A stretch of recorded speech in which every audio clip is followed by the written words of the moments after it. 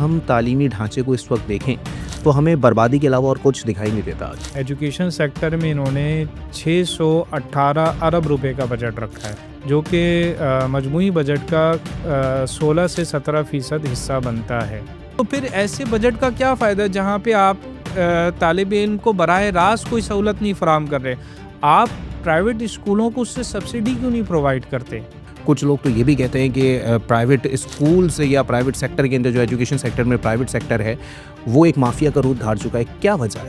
Private sector तो यहाँ पे एक तरीके की सर्विस प्रोवाइड कर रहा है, यानी वो हुकूमत का बोझ उठा रहा है। इस वक्त मैं रेंटेड बिल्डिंग लूँगा, मुझे यूटिलिटीज़ कमर्शियल पे करनी है, मुझे अच्छे टीचर्स हायर करने हैं, मुझे फैसिलिटीज़ देनी है, वैसा इंफ्रास्ट्रक्चर बनाना है, तो मैं वो अपनी फ़ीस स्ट्रक्चर वैसे ही डिसाइड करूँगा। आए रोज़ ये पॉलिसीज़ आ जाती हैं कि हम छोटे स्कूलों को बंद करने जा रहे हैं, महंगे तरीन फ़ीस स्ट्रक्चर वाले स्कूलों को ये प्रोटोकॉल देते हैं और लो फ़ी स्ट्रक्चर स्कूल की ये किसी तरीके से दादरसी नहीं करते। पेरेंट्स की जानिब से जो है वो ये इशू भी उठाया जाता है कि जब जून जुलाई में आप पढ़ाई नहीं करते तो फिर जून जुलाई की फ़ीसेस जो है वो प्राइवेट स्कूल्स वाले क्यों लेते हैं?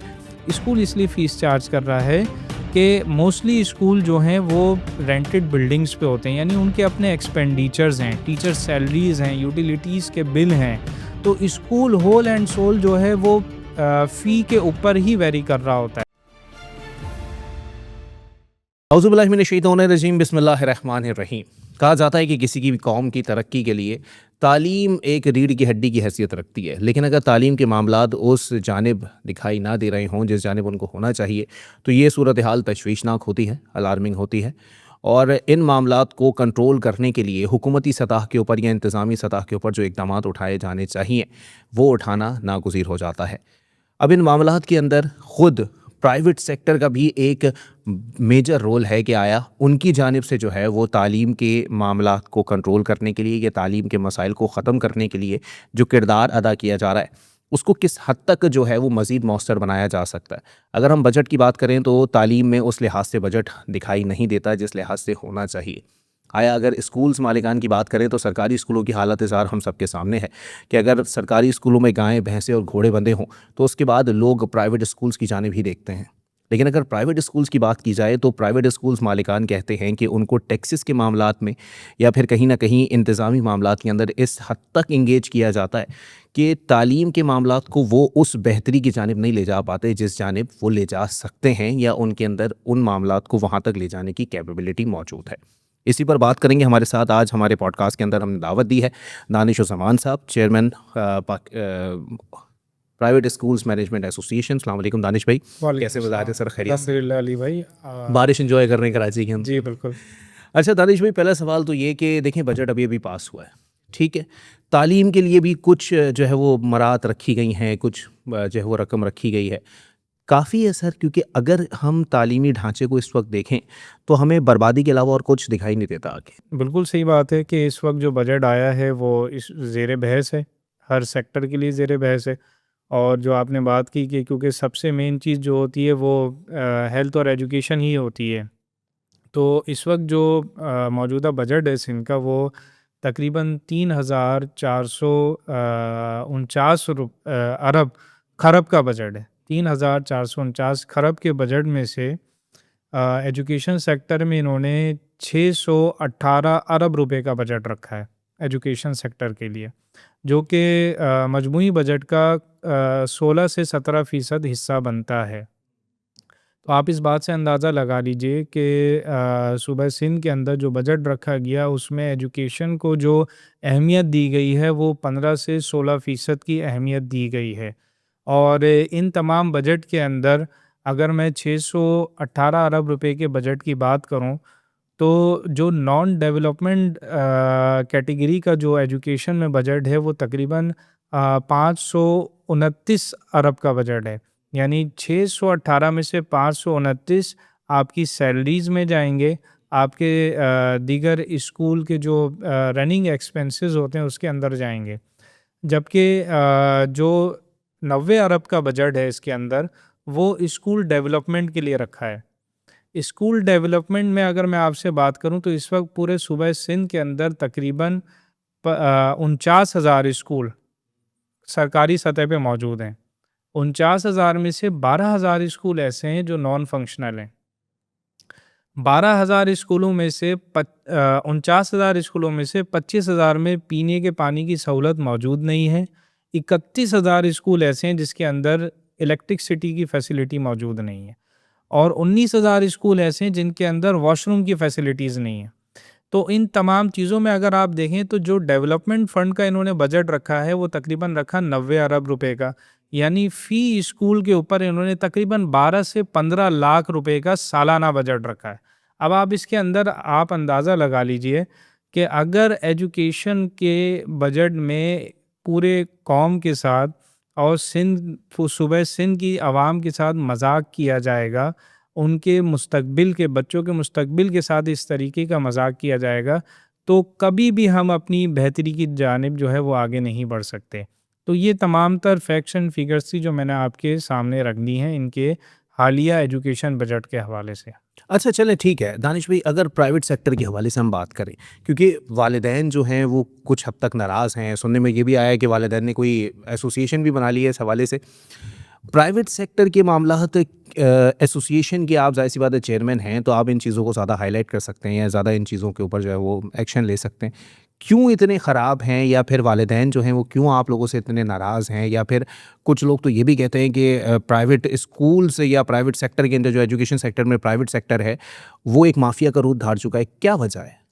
देखिए, असल में बात दरअसल ये है कि आप और मैं भी एक पेरेंट ही हैं, और हम भी मैं ये नहीं हूँ सर, चाहते मेरी हैं शादी नहीं कि हुई, आप पेरेंट नहीं बता। इंशाअल्लाह अल्लाह ताला आपको भी ये दिल दिखाए। तो प्राइवेट सेक्टर तो यहाँ पे एक तरीके की सर्विस प्रोवाइड कर रहा है, यानी वो हुकूमत का बोझ उठा रहा है इस वक्त। तो प्राइवेट सेक्टर के बेशुमार तरीके की कैटेगरी के स्कूल हैं। आपको अगर 1 लाख रुपए माहाना फ़ीस का स्कूल भी मिलेगा, तो वहाँ पे 1,000 रुपए माहाना फ़ीस लेने वाला भी स्कूल मौजूद है। तो पेरेंट्स के लिए इस वक्त मसाइल जो हैं वो असल मायनों में हुकूमत की जानिब से पैदा किए गए। अब हम जो हैं वो ज़्यादातर एक ऐसे स्कूल के लिए कोशिश करते हैं उनके मसाइल को हाईलाइट करने की जो लो फ़ी स्ट्रक्चर स्कूल हैं, जिनमें आप 1,000 रुपये से लेके तकरीबन 15,000 रुपये के दरमियान जितने भी स्कूल आ रहे हैं, उनके इश्यूज़ को हम लोग ज़्यादा हाईलाइट करते हैं। तो यहाँ पे प्रॉब्लम सबसे ज़्यादा ये है कि जो रूल्स एंड रेगुलेशन है गवर्नमेंट की जानिब से, जो जो भी पॉलिसीज़ बनाई गई एजुकेशन डिपार्टमेंट सिंध की जानिब से, वो हर कैटेगरी के स्कूल के लिए सेम पॉलिसी है। यानी अगर मैं एक खिदमत की नीयत से अपने इलाके में वहाँ पे तालीमी बहरान को देखते हुए एक स्कूल शुरू करना चाह रहा हूँ, और अगर मैंने वहाँ की एक्सपेंसेस को देखते हुए, क्योंकि मैं रेंटेड बिल्डिंग लूँगा, मुझे यूटिलिटीज़ कमर्शियल पे करनी है, मुझे अच्छे टीचर्स हायर करने हैं, मुझे फैसिलिटीज़ देनी है, वैसा इंफ्रास्ट्रक्चर बनाना है, तो मैं वो अपनी फ़ीस स्ट्रक्चर वैसे ही डिसाइड करूँगा। अगर मेरी मिसाल के तौर पे 2,500 रुपये माहाना फ़ीस है, तो मुझ पे भी वही पाबंदी एजुकेशन सेक्टर की जानिब से लगाई जाती है जो 1 लाख रुपए माहाना फ़ीस लेने वाले के ऊपर कैप लगाया जाता है। फॉर एग्ज़ाम्पल, अगर मेरी सालाना फ़ीस इंक्रीमेंट मुझे अगर परमिशन है, तो वो है 5% फ़ी इंक्रीमेंट की। इसी तरीके से लाख रुपए लेने वाले को भी 5% फ़ी इंक्रीमेंट ईयरली एनुअली उसको परमिशन है। तो जहाँ अगर आप मेरे एक्सपेंसेस को भी बराबर रखेंगे और उनके एक्सपेंसेस को भी बराबर रखेंगे, तो इसका मतलब तो ये है कि गवर्नमेंट खुद इस चीज़ को एप्रिशिएट नहीं कर रही कि लो फ़ी स्ट्रक्चर स्कूल आगे आएँ, या वो लोग आगे आएँ जो किसी दीगर कारोबार को छोड़ के एक स्कूल खोलने पे जो है वो बेहतरी वो करते हैं और स्कूल के ऊपर इन्वेस्ट करते हैं, आवाम की खिदमत के लिए आगे आते हैं। उनके लिए बहुत सारी दुश्वारियाँ पैदा कर दी जाती हैं।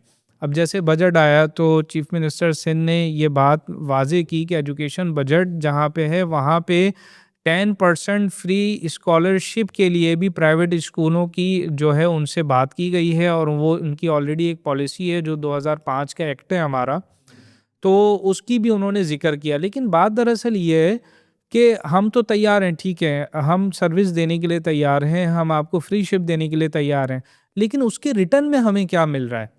रिटर्न में ये है कि अगर मेरी बिल्डिंग रेंटेड है तो उसका जो रेंट है वो मैंने ही हर तरीके से बेयर करना है, चाहे मेरा स्कूल प्रॉफिट में हो या लॉस में हो। अगर मेरे टीचर्स हैं तो टीचर्स की टोटल सैलरी में मैंने ही बेयर करनी है, चाहे इन्फ्लेशन रेट पूरे मुल्क का 40% पे चला जाए, मुझे जो इजाज़त है वो 5% सालाना फ़ी इंक्रीमेंट की है। तो किस तरीके से गवर्नमेंट जो है वो हमें सपोर्ट कर रही है, वहाँ पे इन चीज़ों की कोई इनकी तवज्जो नहीं है। इन्हें ये चाहिए कि इस पूरे 619 अरब के बजट में 1 रुपया इन्होंने प्राइवेट सेक्टर के लिए नहीं रखा। ये हमें बता दें कि ये किस तरीके से प्राइवेट स्कूलों को वो फंड दे रहे हैं, या किसी तरीके से अगर छोटे प्राइवेट स्कूल हैं वो उनसे आए रोज़ ये पॉलिसीज़ आ जाती हैं कि हम छोटे स्कूलों को बंद करने जा रहे हैं। यानी वो प्राइवेट स्कूल जो 80 गज़ की इमारत पे, 120 गज़ की इमारत पे या 200 गज़ की इमारत पे उनके लिए ऐसी पॉलिसीज़ लगाई जाती हैं कि वो स्कूल किसी तरीके से ख़त्म हो जाए, उनको रेगुलाइज़ नहीं किया जाता। तो जब ये स्कूल ख़त्म हो जाएँगे तो फिर इसका मतलब ये है कि गवर्नमेंट पूरी कोशिश करिए कि तालीम जो इस वक्त प्राइवेट स्कूल की वजह से किसी हद तक सहूलत भी है, सस्ती भी है, उसको महंगा तरीन एक जो है ना वो शोबा करार दे दिया जाए। महंगे तरीन फ़ीस स्ट्रक्चर वाले स्कूलों को ये प्रोटोकॉल देते हैं और लो फ़ी स्ट्रक्चर स्कूल की ये किसी तरीके से दादरसी नहीं करते। अच्छा, एक बात है दानिश भाई, क्योंकि ज़ाहिर-सी बात है अभी छुट्टियाँ चल रही हैं बच्चों की, और पेरेंट्स की जानिब से जो है वो ये इशू भी उठाया जाता है कि जब जून-जुलाई में आप पढ़ाई नहीं करते, तो फिर जून-जुलाई की फ़ीसेस जो है वो प्राइवेट स्कूल्स वाले क्यों लेते हैं? मैं चाहता हूँ उसके ऊपर आप एक थोड़ा-सा कमेंट कर दें। पहला सवाल तो मेरा ये है कि जून-जुलाई में आप स्कूल क्यों बंद करते हैं? 2 महीना स्कूल क्यों बंद किया जाता है? किन रूल्स को आप फॉलो करते हैं? ये ब्रिटिश का बनाया हुआ कानून था जिसमें समर वेकेशन में 2 महीना स्कूल बंद किया जाता था और विंटर वेकेशन में दिसंबर के आखिरी दिन के 10 दिन स्कूल बंद किए जाते थे। क्या हमने उसमें अब तक कोई आज़ादी के बाद भी कोई तब्दीली की है? हमारी जो वेदर चेंजेस हैं, सूबा सिंध की स्पेशली मैं बात करूँगा, तो क्या हम इस वक्त जुलाई में मौजूद हैं? क्या ये वेदर इस काबिल नहीं है कि बच्चे स्कूल जा सकें? क्या मिड ऑफ मई से लेके मिड ऑफ जून तक शदीद गर्मी नहीं थी? क्या गवर्नमेंट को नहीं चाहिए था या सूबा सिंध की मिनिस्ट्री को नहीं चाहिए था कि वो मई से लेके मिड ऑफ जून तक 1 महीना समर में स्कूल बंद कर दे और जुलाई में बच्चों को स्कूल आने की परमिशन दे? 12 महीने का जो एकेडमिक सेशन होता है, उसमें 2 महीना आप समर वेकेशन देते हैं, बचे 10 महीने। पिछले साल एजुकेशन मिनिस्टर ने पूरा अगस्त, जून, जुलाई, अगस्त का पूरा महीना भी स्कूल बंद रखा। 3 महीना वो स्कूल बंद था, उसके बाद जो आपकी गैजेटेड हॉलीडेज़ होती हैं वो अलग होती हैं। यानी मैक्सिमम एक बच्चे को 12 महीने में से कुछ 7 महीना मिलता है अपने एकेडमिक्स को पूरा करने के लिए। तो ये तो सारी खराबी गवर्नमेंट की तरफ से पैदा की गई हैं। हम तो तैयार हैं, आप समर वेकेशन को कम कर दीजिए। कोई ज़रूरत नहीं है 2 महीने की छुट्टियाँ देने की। हाँ, अब बात यहाँ पे ये आती है कि अगर वेकेशन 1 महीने की भी हो, तो स्कूल उसकी फ़ीस क्यों चार्ज कर रहा है? स्कूल इसलिए फ़ीस चार्ज कर रहा है कि मोस्टली स्कूल जो हैं वो रेंटेड बिल्डिंग्स पे होते हैं, यानी उनके अपने एक्सपेंडिचर्स हैं, टीचर सैलरीज़ हैं, यूटिलिटीज़ के बिल हैं। तो स्कूल होल एंड सोल जो है वो फ़ी के ऊपर ही वेरी कर रहा होता है, डिपेंड कर रहा होता है। तो उसके अलावा उसके पास कोई ऑप्शन नहीं है। यानी किसी भी तरीके से गवर्नमेंट अगर हमें सहूलत फ़राहम करे कि हम आपको सहूलत फ़राहम करते हैं, क्योंकि इस वक्त अगर बजट के हिसाब से देखा जाए तो फ़ी स्टूडेंट के ऊपर गवर्नमेंट जो है वो माहाना तकरीबन 12,000 रुपये ख़र्च कर रही है सूबा सिंध के अंदर। तो जब एजुकेशन आपके स्कूलों में मौजूद ही नहीं है, जब आपके 12,000 स्कूल बंद हैं, जब आपके स्कूलों में इनरोलमेंट नहीं है, यानी इस वक्त सिंध के अंदर 72 लाख बच्चा आउट ऑफ स्कूल है, जिसमें से 56% सिर्फ बच्चियाँ हैं और 45% जो रेशो है वो अंडर 10 ईयर्स बच्चों के। और आपकी जो प्राइमरी एजुकेशन है उसके बाद मिडिल क्लास तक जाने में, मिडिल स्कूल तक जाने में आपके 70% बच्चे स्कूल ड्रॉप आउट हो जाते हैं। तो फिर ऐसे बजट का क्या फ़ायदा जहाँ पे आप तालिब इल्म को बराह रास्त कोई सहूलत नहीं फराहम कर रहे। आप प्राइवेट स्कूलों को उससे सब्सिडी क्यों नहीं प्रोवाइड करते? आप आगे बढ़ें, आप वेकेशन फ़ी में हमें सब्सिडी प्रोवाइड करें, आप हमारी यूटिलिटीज़ में करें, आप हमारे एक्सपेंसेस में करें, टीचर सैलरीज़ में करें, तो फिर क्यों नहीं एजुकेशन में प्राइवेट सेक्टर जो है वो आगे बढ़कर अपनी खिदमत अंजाम देगा, पेरेंट्स को भी सहूलत जो है वो मैसर होगी। अच्छा, एक बात यहाँ पर ये भी आती है कि दानिश भाई, आजकल ज़ाहिर-सी बात है सोशल मीडिया का ज़माना है। सोशल मीडिया के दौर में जो है वो कुछ इन्फ्लुएंसर्स जो है वो निकल के आ गए हैं सामने, जिन्होंने किसी वेबसाइट से जी डॉलर-शॉलर कमा लिए होंगे और वो ये परसेप्शन बनाने की कोशिश कर रहे हैं कि स्कूल जाने का कोई फ़ायदा नहीं है। आप स्किल्स सीखें, मैं उनको स्किल्स माफ़िया कहता हूँ, ठीक है? वो कहते हैं कि आप जो है वो स्किल्स सीखें और उसके बाद आप डॉलर्स में पैसे कमाएँ और यही आपकी आगे ज़िंदगी है, तालीम में कुछ नहीं रखा, टीचर तो खुद गरीब होता है। ऐसे लोग जो है वो माशरे में किस हद तक बिगाड़ पैदा कर रहे हैं और इसके असरात मुस्तकबिल करीब में क्या होंगे? तालीम जो है वो शऊर पैदा करती है। तो जब ये एक ऐसा मैसेज कन्वे कर रहे हैं जो हमारी यूथ है या जो हमारी जनरेशन है, अपकमिंग जनरेशन, कि आपको एजुकेशन की जो है वो ज़रूरत नहीं है, तो फिर ऐसे पेरेंट्स की यहाँ पे जो है ना एक बहुत हद तक जो है वो ज़िम्मेदारी बनती है कि वो बच्चों की नज़र रखें कि वो किस तरीके के सोशल एक्टिविस्ट को फॉलो कर रहे हैं, किन सोशल मीडिया प्लेटफॉर्म्स को फॉलो कर रहे हैं। और इसके लिए हमें स्कूल लेवल पे भी जो है वो बच्चों की ज़हन साज़ी करनी पड़ेगी, क्योंकि असल में देखें एक बहुत बड़ा गैप है कि जो हमारे स्कूल का जो करिकुलम है, ख़ास तौर पे जो गवर्नमेंट ऑफ सिंध का बनाया हुआ करिकुलम है, उसमें और आपका जो इस वक्त डिग्री क्लासेस जितनी आपकी होती हैं, उनके करिकुलम में एक बहुत बड़ा गैप है। एक यानी 9 और मैट्रिक किए हुए बच्चे की एक प्रॉपर प्लानिंग होनी चाहिए कि उसका जो प्रोफेशनल जो स्किल्स है वो क्या होगा, या उसने आगे जाके कौन सी फील्ड्स जो है वो तय करनी है, किन फील्ड्स में उसने एजुकेशन हासिल करनी है, किससे उसको क्या फ़ायदा हो सकता है, या उसका अपना इंटरेस्ट क्या है। हम इसके ऊपर कभी नहीं काम करते। हमारे आप ये देखें कि मैट्रिक के बाद ज़्यादातर बच्चे जो हैं वो इंटरमीडिएट की पढ़ाई हासिल नहीं कर सकते। उसकी बड़ी वजह यही है कि 9 मैट्रिक के अंदर चीटिंग का बहरान जो है वो ज़रूरत से ज़्यादा है। बच्चों की अपने, जब आप 8 स्टैंडर्ड तक स्कूल में बच्चों को माहौल दिया जाता है जहाँ अंडर सुपरविज़न स्कूल टीचर्स वो अपने एग्ज़ामिनेशंस देते हैं, वहीं पे बोर्ड ऑफ सेकेंडरी एजुकेशन की जानिब से जब 9 और मैट्रिक के अंदर इतना ज़्यादा लैग किया जाता है, तो वहाँ बच्चे जो है वो फिर ओवरऑल सिनेरियो जो है वो चेंज हो जाता है और फिर वो इस तरीके के इन्फ्लुएंसर्स को फॉलो करते हैं, क्योंकि अब उनके कोई अपने एम्स एंड ऑब्जेक्टिव्स तो होते नहीं हैं, तो वो फिर उनसे इंस्पायर होते हैं।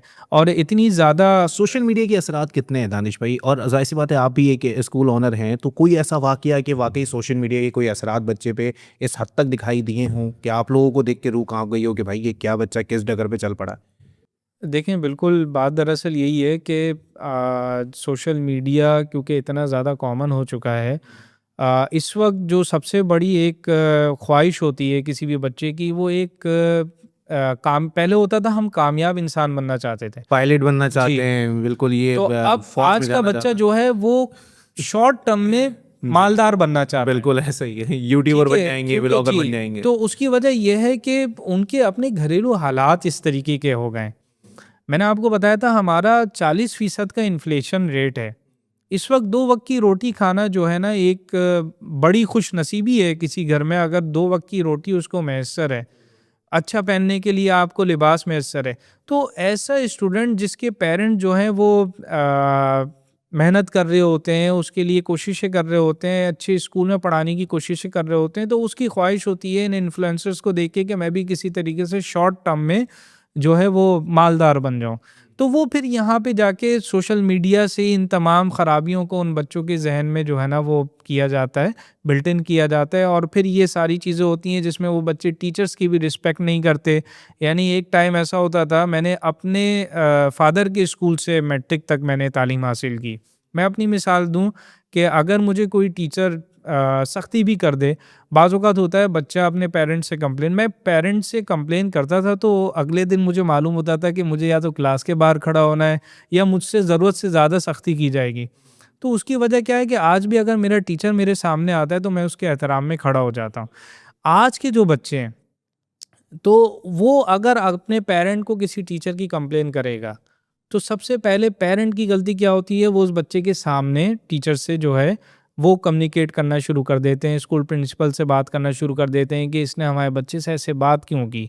तो ये सारी खराबियाँ हमारी तरफ से भी हैं, कुछ इन प्लेटफॉर्म्स की तरफ से भी हैं, हमें इन्हें मिल के रोकना पड़ेगा। जब तक बच्चे के अंदर जो है वो तरबियत नहीं होगी, शऊर नहीं होगा, कौन हमारे लिए कितना एहतराम के काबिल है, बड़े छोटे की तमीज़ नहीं होगी, हम इन सारी चीज़ों को जो है वो नहीं मैनेज कर सकते। अच्छा दानिश भाई, आखिर में बस मुझे बता दीजिएगा कि अभी कुछ अरसे पहले जो है वो नताइज का एक मसला हुआ था कि मैट्रिक बोर्ड की जानिब से जो इम्तहानात के नताइज दिए गए वो सही नहीं थे, कॉपीज़ चेक नहीं थी या फिर दीगर मामलात थे, और उसके कुछ साल बाद जो है वो फिर दोबारा वही मसला उठाए। आपको लगता है कि इस मसले का हल जो है वो अब उस तरीके से तलाश कर लिया गया या किया जा सकता है, और मेन चीज़ इस मसले की जड़ कहाँ पर मौजूद है?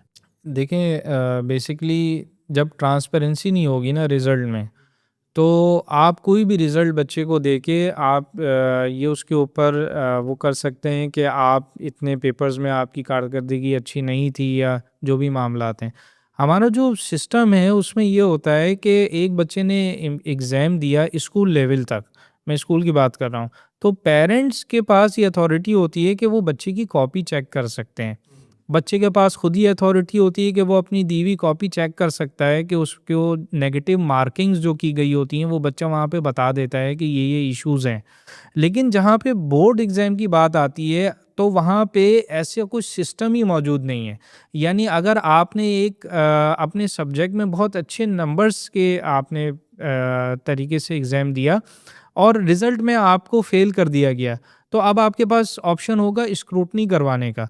बोर्ड के पास जो स्क्रूटनी का सिस्टम है वो ये है कि एक तो पेरेंट ने स्क्रूटनी की फ़ीस भी देनी है पर सब्जेक्ट, दूसरा स्क्रूटनी में सिर्फ़ उसकी रिकाउंटिंग की जाती है। अच्छा, यानी पेपर दोबारा चेक नहीं होता। दोबारा चेक नहीं किए जाएँगे, सही। और अगर दोबारा चेक किए जाते हैं तो वो बोर्ड अपनी गलती को किस हद तक एक्सेप्ट कर रहा है, इसकी ट्रांसपेरेंसी कौन चेक करेगा? बिल्कुल वो या तो पेरेंट चेक कर सकता है या स्टूडेंट खुद चेक कर सकता है या उनकी तरफ से कोई टीचर चेक कर सकता है। तो एक प्रॉपर सिस्टम होना चाहिए कि जहाँ पे इतनी ज़्यादा जो है ना वो शिकायतें पेरेंट्स की तरफ से हैं और ख़ुद गवर्नमेंट ने एक्सेप्ट कर लिया, मिनिस्टर एजुकेशन ने एक्सेप्ट कर लिया, उनकी कमेटी ने एक्सेप्ट कर लिया, और फिर उसके बाद इंटरमीडिएट के नताइज में उन बच्चों को जो है ना मार्क्स उन्हें देना पड़े, तो ये तरीक़ेकार का हल क्या है? हल सोचना चाहिए। क्या आप हमेशा कमिटीज़ बनाते रहेंगे? क्या बच्चों के 4-4 महीना ज़ाया किए जाएंगे? उनको यूनिवर्सिटीज़ में एडमिशन्स नहीं मिलेंगे, अपॉर्चुनिटीज़ नहीं मिलेंगी? उसका हल यही है कि अगर कोई बच्चा कंप्लेन करता है तो एक ऐसी कमेटी तश्कील दी जाए कि उस बच्चे की तरफ से भी टीचर मौजूद हो और बोर्ड की तरफ से भी टीचर मौजूद हो। बच्चे की कॉपी को सामने रख कर फिर उसके तमाम तर शिकायत के ऊपर उसका अज़ाला किया जाना चाहिए। इसके अलावा और कोई दूसरा हल नहीं है। ठीक है, बहुत शुक्रिया दानिश भाई, आपने अपना कीमती वक्त इनायत किया। हमारे पॉडकास्ट में आज आप मौजूद थे, और ज़ाहिर सी बात है तालीम जो है वो शऊर उजागर करती है। अगर शऊर मौजूद नहीं होगा, तालीम मौजूद नहीं होगी, तो इसका फ़ायदा कुछ मुट्ठी भर लोगों को होगा जो कि मुल्क की जड़ें खोखली करने के लिए हर वक्त तैयार बैठे रहते हैं। इसीलिए ज़ाहिर सी बात है किसी की बातों में आने से बेहतर है कि अपने बच्चों को तालीम के हुसूल की तरफ राग़िब करें, क्योंकि इस सूरत हाल के साथ ही मुल्क की तरक्की के साथ साथ आपके बच्चे की अपनी माशी, ज़हनी और सही मानों में उसकी जो शऊर की तरक्की है उसको भी परवान चढ़ने में मदद मिलेगी। अली अब्बास को दीजिए इजाज़त। अल्लाह हाफ़िज़।